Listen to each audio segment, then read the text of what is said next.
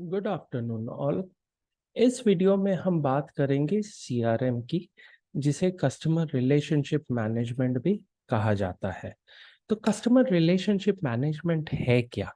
ये एक तरह का बिजनेस स्ट्रैटेजी है या बिजनेस इनिशिएटिव है जो इसलिए बनाया जाता है या इसलिए इम्पोर्टेंट होता है कि जो पोटेंशियल कस्टमर्स हैं या जो एग्जिस्टिंग कस्टमर्स हैं वो एंटरप्राइज से या ऑर्गेनाइजेशन से क्या एक्सपेक्ट करते हैं और ऑर्गेनाइजेशन को किस तरीके से इस एक्सपेक्टेशन को फुलफिल करना चाहिए या इस नीड्स के प्रति रिस्पॉन्ड करना चाहिए। ये हमें कस्टमर रिलेशनशिप मैनेजमेंट बताता है, ताकि जो रिलेशनशिप वैल्यू है या कस्टमर रोक करके रखने की क्षमता है वो ऑर्गेनाइजेशन का बढ़ोतरी हो। तो कई तरह के सीआरएम मेथड्स यूज किए जाते हैं। इन सब के बारे में हम थोड़ा जानेंगे। Analytical CRM, collaborative CRM, operational, geographic and sales intelligence CRM. तो एनालिटिकल सीआरएम क्या है? ये इसलिए डिजाइन या एनालाइज किया जाता है कि कस्टमर के इंफॉर्मेशन एंड डेटा को समझा जा सके कि उन्होंने अभी तक किस तरीके से सर्विसेज को इस्तेमाल किया है, क्या क्या उनके प्रॉब्लम्स रहे हैं, या वो एक सर्विसेज से क्या एक्सपेक्टेशन रख रहे हैं, ऑर्गेनाइजेशन को किस तरीके से उसको अप्रोच करना चाहिए। ये सारा कुछ एनालिटिकल सीआरएम बताता है। दूसरा होता है कोलैबोरेटिव सीआरएम, जहां पे synchronization and integration of customer interaction और channel of communication with the intent of referencing the customer's consistent and systematic way।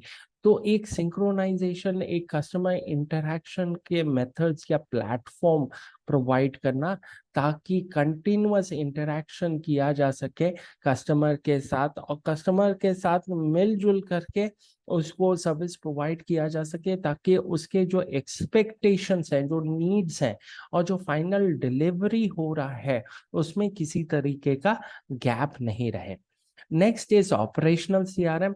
ये फोकस करता है ऑटोमेशन के ऊपर, इम्प्रूवमेंट और एनहांसमेंट ऑफ बिजनेस प्रोसेसेस के ऊपर। ऑपरेशन से जुड़ी जितनी चीजें हैं वो ऑपरेशनल सीआरएम से देखी जाती हैं और मेजर की जाती हैं, टू अंडरस्टैंड कि ह्यूमन इंटरेक्शन को कितना कम किया जा सके, ताकि ऑटोमेशन मेथड के द्वारा कस्टमर को सर्विस प्रोवाइड किया जा सके और कस्टमर खुद ही डिसाइड करे कि उसको किस तरीके का सर्विस चाहिए, जिससे उसके उसके जो एक्सपेक्टेशंस हैं वो पहले ही सेट हो जाए और उसके हिसाब से सर्विस डिलीवर किया जा सके। नेक्स्ट इज जोग्राफिकल सीआरएम, जो कि जोग्राफिकल इंफॉर्मेशन सिस्टम और ट्रेडिशनल सीआरएम को मिला करके बना गया है कि अगर कस्टमर किसी एक रीजन में रह करके जिस तरीके से रिस्पॉन्ड करता है, अगर वो दूसरे रीजन में जाता है तो उसके पहले से ही डेटा वहाँ पे मौजूद हो, ताकि उसको रीजन वाइज कोई कस्टमर सर्विस में कोई दिक्कत पेश ना आए, कोई गैप नहीं रहे। उसने पहले जिस भी एरिया से, जिस भी लोकेशन से, जिस भी तरह का सर्विसेज अवेल किया है, उसी तरह का सर्विसेज उसको हर जगह में मिले। And final is the sales intelligence CRM, जहां पे ये पता लगाया जाता है कि कौन कौन से प्रोडक्ट्स या सर्विसेज बहुत ज़्यादा यूज़ हो रहे हैं, किसके द्वारा यूज़ हो रहे हैं, कहाँ पे यूज़ हो रहे हैं, कौन से ऐसे इंडिविजुअल्स हैं जो इनको यूज़ कर रहे हैं, ताकि उनको उसी तरीके से या दूसरे उन जैसे दूसरे कस्टमर्स को और ज़्यादा अट्रैक्ट किया जा सके, और उनको ये बताया जा सके कि आप जैसे कस्टमर्स हमारा सर्विस अवेल कर चुके हैं और उस सर्विस के द्वारा वो इतने खुश हैं, तो आप भी हमारे ऑर्गेनाइजेशन के साथ जुड़िए और हमें सेवा करने का मौका दीजिए। सो कस्टमर इंटरैक्शन मैनेजमेंट इतना इम्पोर्टेंट क्यों बन जाता है? कस्टमर इंटरैक्शन मैनेजमेंट इसलिए इंटरैक्शन बन जाता है क्योंकि कस्टमर और कंपनी के बीच में कई सारे टच पॉइंट्स हैं, through the internet, through mobile services, social media, offline channels. यहाँ पे हर जगह से आपको एक ही तरह का रिस्पॉन्स मिलना चाहिए, चाहे वो एनालिटिकल पर्पस के लिए हो या डिजिटल एंगेजमेंट के द्वारा हो। तो कहीं पे भी कस्टमर को ये फील नहीं होना चाहिए कि वो ऑर्गेनाइजेशन से डिसंगेज्ड हो गया है, या जो ऑर्गेनाइजेशन है वो सही से उसको सर्विस प्रोवाइड नहीं कर पा रही है। तो कस्टमर इंटरैक्शन मैनेजमेंट इसलिए भी जरूरी हो जाता है क्योंकि ऑर्गेनाइजेशंस ने ये देखा है, to get a new customer it is 70% more costlier then to retain the existing customer.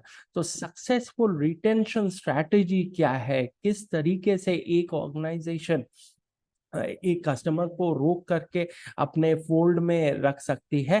पहला है कॉन्टैक्ट स्ट्रैटेजी, जहां पे जो भी वैल्यूएबल कस्टमर्स हैं उनके पास ऑर्गेनाइजेशन खुद अप्रोच करेगी, उनको खुद रीच करेगी, उनके रिक्वायरमेंट नीड्स को अंडरस्टैंड करेगी।